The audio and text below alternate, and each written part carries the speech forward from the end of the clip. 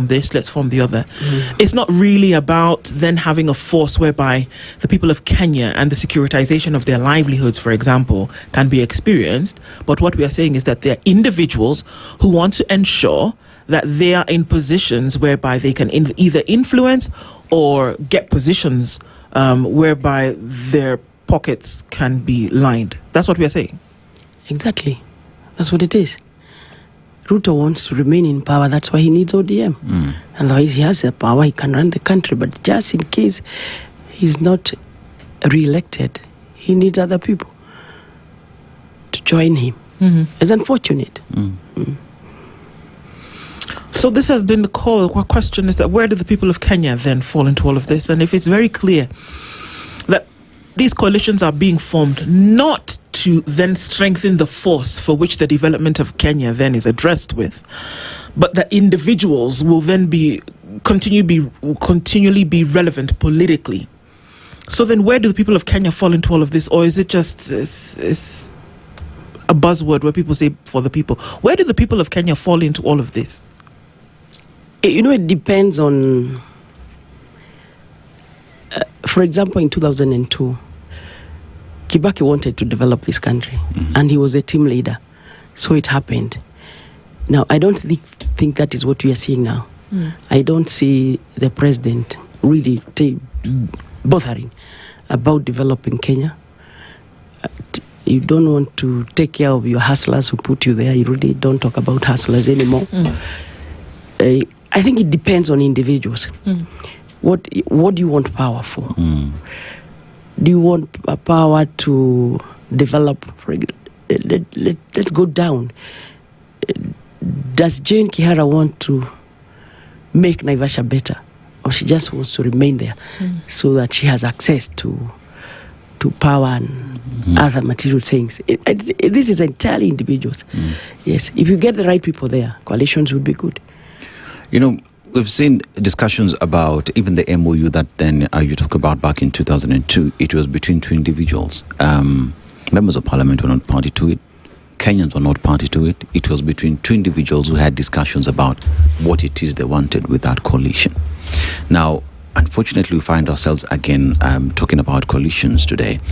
And are we taking the same trajectory where it's just individuals talking about what it is they want to achieve, and Kenyans might as well plug in or not, whether they like it or not? We have gotten what it is we have. How do we, or rather, would it be important if Kenyans are involved in the formation of these coalitions so that they are key stakeholders as well in these processes? It would be important. I don't know the methodology to bring Kenyans into it, but it would be important. I told you it depends on individuals. Kenyans want good governance. They want development. If you don't bring them into it, you are going to do your own things. Just like I told you, that MOU, Kenyans were not party to it. They didn't know what it was. But there we were. It messed that equation because if you remember, when Raila bolted with his members of parliament, except one, the late Waweru, and Raila made sure he was not re-elected.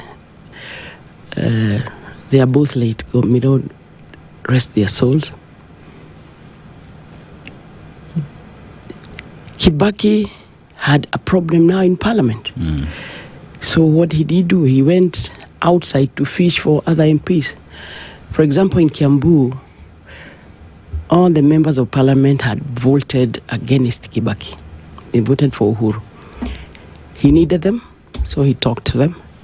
He talked to the late Nyachai so that he comes with his poor people to be able to run government business in parliament. What am I saying? I'm saying if they all meant well, this should not have happened. They should have let the term go.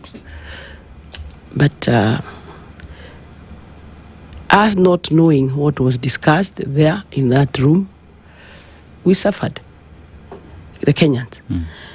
So I don't know where we are going to get genuine real leaders in this country. Does Kenya not have genuine leaders right now, Mheshimiwa? Across board, from whatever level. Those who are sitting in positions of the member of the county assembly, governors, senators, members of parliament, president. Does Kenya not have leaders? I don't know what I want to say. I'm one of them. Exactly. I don't know what you want me to say, but look at what is happening now. When we got into office as UDA, we were masses. It really disappointing that along the way, Ruto is looking for other people to help him. Why is he doing that? Because he chased those ones he did not want to work with to finish the term without.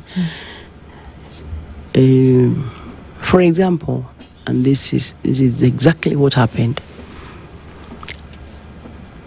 When Ruto picked Gachagua as his running mate, he knew very well, this is not something that just happened. He knew very well he was not going to go full term with him.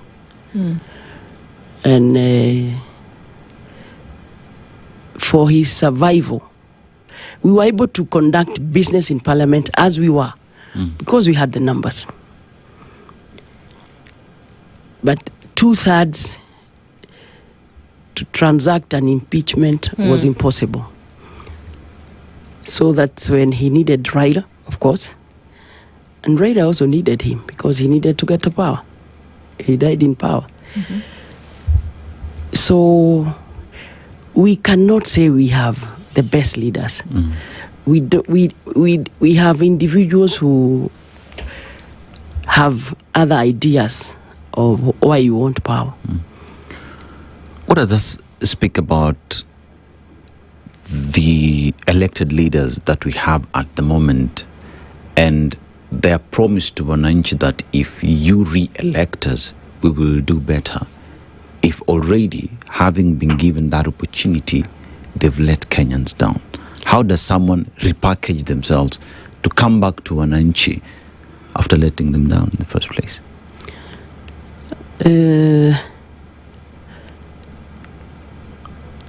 That depends, really. The buck stops with the leadership. If the leadership, or what do I say,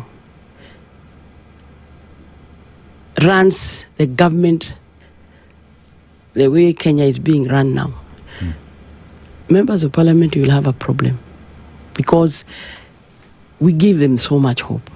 The president gave them so much hope. We included, because you are in that team. Some of us are also very disappointed, because some of us believed that what we were saying was the right thing and it was going to happen. But now what's happening is that everything we said, we are not doing. We are doing the things we didn't say.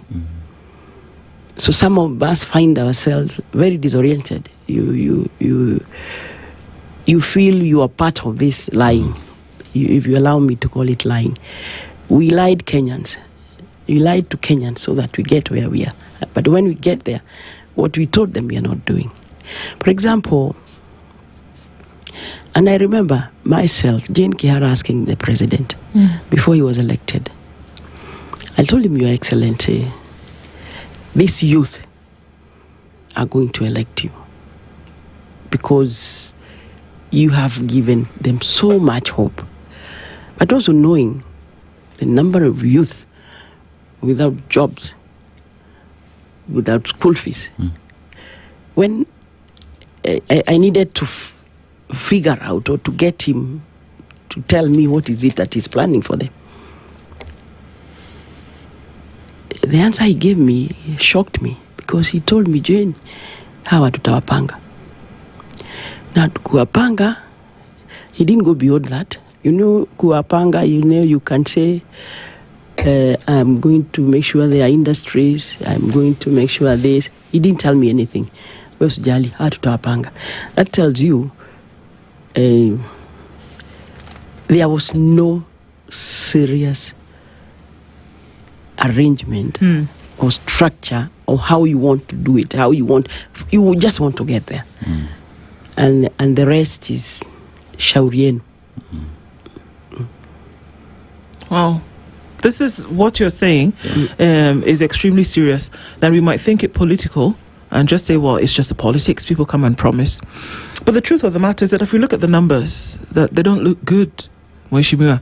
That the children, because any child until 18 is a child in this country, that the children who have not sat exams, their children. So I read a staggering statistic, and one of the pillars upon which the Kenya Kwanza administration drove a nail really into the thing was education. I mean, went around the country talking to different sets. And you knew this because, I mean, it was part of it. There was a women's charter, there was an education charter, there was a health charter, there was all of these things. And that you put hope in the bellies of people.